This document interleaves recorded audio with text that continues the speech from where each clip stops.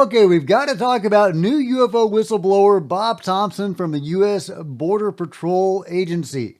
This is from an interview with Ross Coulthart, actually a two-parter, because in the second part, Ross actually goes to the location and talks to Bob and his cohort Andy.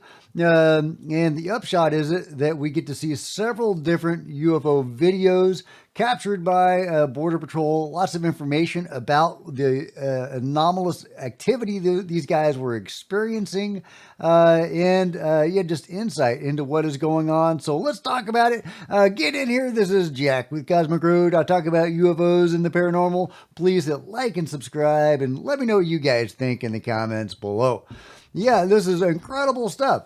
Just released yesterday from Tom Thompson by way of an interview with Ross Coulthart on News Nation. A striking piece of daylight footage, now known as the cigar video, is sparking renewed debate about the authenticity and quality of UFO evidence in broad daylight. The video was made public by Border Patrol whistleblower Bob Thompson, who claims the footage was captured by a surveillance asset near the Arizona-Mexico border. It shows a metallic cigar-shaped object moving at high speed across the sky, maintaining a consistent altitude and trajectory. The object appears to skim just above desert terrain, covering miles in seconds. Okay, so here is the cigar that we're talking about. This very fast-moving cigar-shaped object. It's a great interview with Bob Thompson. He has a lot of really intriguing things to say about the activity that they were experiencing and what he had heard. Well, and like I said, there's so many platforms that are down and around out there, but the aircraft have their safety systems that they worry about. But you also have, like I said, you have guys on the ground, Border Patrol agents that are operating, their drone surveillance as well in the apprehension of. How many agents did you end up speaking to in Border Protection who had seen anomalous objects? At least 100. At least 100. Wow. And a lot of those are, personal friends and stuff as well. So. And what sort of things were they telling you?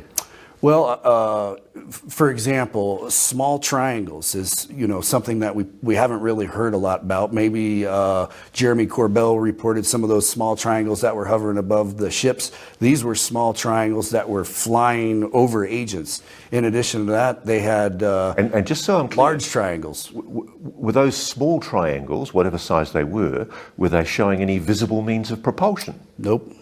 When they were showing on FLIR, forward-looking infrared, was there any visible heat source? I'm not aware of anyone tracking any of the small triangles on FLIR, but that they may have seen them with the night vision goggles. Anyway, so he goes on. It's an hour-and-a-half long interview or more. It's a great interview. He goes into a lot of information, a lot of really intriguing information. Highly recommend you go check out the full interview. But there you go, just saying 100 people that he have told him that they were seeing anomalous activity in that area. Specifically, we're talking about Arizona. But there's a lot more to go over here. Let's see. We've got just talking about the various UFOs that they are seeing. I think that is right here is when they were talking about the various UFO videos that they are showing in this segment. The A10 video, what did that show? It shows a round object or an orb chasing an A10. And there was 4 different videos. Also in the different spectrums, white hot and black hot, that show this thing flying. And you believe that object's anomalous? I do. Okay, let's go to the Apache. What does the Apache video show? The Apache was filmed up north near Picacho Peak, and that shows a training session going into a landing area, and 3 things anomalous come on the screen. One of the personnel aboard the aircraft mentions it. The objects I think he says there are 3 objects moving very fast. Compares it to an F-16 or an A-10 or something. They come into the screen, they do a weird rotation, they form a triangle, and then fly out from behind the helicopter. Okay, there. couldn't they plausibly be birds? Because you don't know, do you, how far away they are? Isn't it possible they were much closer to the camera? Absolutely not, because of the comments by the pilot himself. It was. And look, let's talk about the last video that we're discussing today, La Bruja, the witch. What did that show? Talk me through, very short description, what did that video show? So it showed an anomalous object that almost had a human figure to it that was anywhere from 20 to 30 feet in the air. It was ice cold, which you can clearly see there are cows in the video. This thing remained ice cold. It makes a kind of a. And so it's the significance of the cows is that you can see it fly directly overhead the cows. Absolutely. And if that was making noise, they would presumably in the darkness be alarmed. That's correct. Okay, how creepy is that, guys? There's anomalous objects flying over our heads, or at least over the heads of those cows, that we can't see or detect. And, I'm assuming that animals like cows are probably more sensitive than we humans are. So if an animal is not detecting this anomalous object flying right over their head at night, then how likely are we to detect it? That is creepy as F, guys. But okay, so yeah, Bob is also responsible with Andy, I believe, for releasing the famous rubber duck video that most of us are familiar with. Now, a lot of people have tried to debunk the rubber duck video as being, a mylar balloon or something like that. Well, here is Bob explaining why that is not the case. No, according to the FLIR experts, no, it could not have been a balloon. And they looked at mylar balloons, they looked at latex balloons, and they show a distinct different pattern than what was being shown on the screen on the rubber duck video. Can we rule out the possibility that it's some secret technology that the US was perhaps testing on this range and it didn't realize that you had your aircraft up in the air at that time? I don't think so. And that would be just miscommunication between the agencies involved. I mean, it's a big area out here, and that very well could have been, due to secrecy reasons. So it's a genuine mystery. It's a genuine mystery. And if you're unfamiliar with the rubber duck video, this is it. It's just this object drifting along, this anomalous object. We don't know what that thing is, and it's a fairly long video. Now they do a lot of military testing out in that area. Could there be another explanation for all the UFOs and anomalous activity in that area? So Paul, you've scanned the whole area.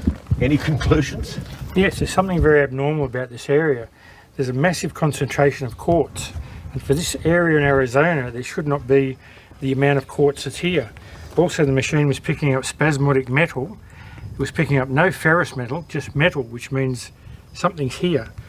The quartz is abnormal, and it was just picking a massive amount and small cavities here and there.